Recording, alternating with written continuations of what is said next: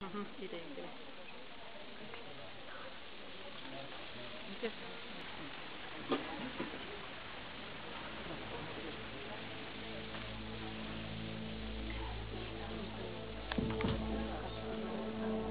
Pitao jednom tako jednoga vrli pitat neću. A šta je ta da prosti?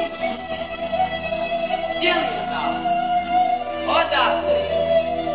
Kuda je ta Bosna? Rekli.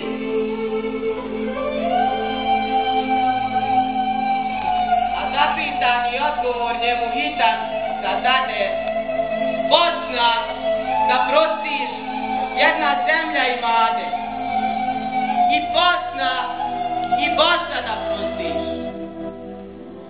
I hladna, i k tomu svemu još da prostiš. Prkosna od sna. Ništa mi drugo ljudi u životu nisu govorili, samo šuti, šuti, šuti i šuti. A ja neću da šutim kako i ne bih. Otišao neki dan da tražim posao i pitam: ima li posla? Kaže: nema. Hoće li biti? Kaže: možda. Pa kada dođem? Kaže: dođi sutra. Dođem ja sutra i ponovo pitam: ima li posla? Kaže ona: nema. Hoće li biti? Kaže: možda. Kada dođem? Kaže ona ponovo: dođi sutra. I ne dođem ja sutra, nego preko sutra. I ponovo pitam: ima li posla? Kaže: nema. Hoće li biti? Kaže: možda. Dobro je. Kažu: bit će bolje, hodite na vrbi rodni grožđe. Ali džaba, ja volim svoju Bosnu, volim vašu Bosnu, a Boga mi i Hercegovinu. Nedavno sjedim prijateljem i kad pita on mene: ima li Bosne? On mene pita: ima li Bosne? Pa kako vola nema Bosne, a Neretva muči?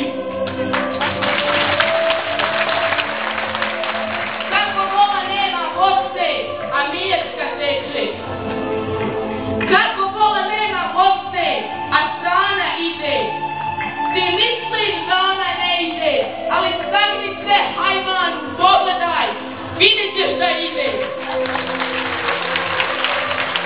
Ide Sana, ide Sava, ide Drina, ide Bosna, ide Lašva, ide željeznica.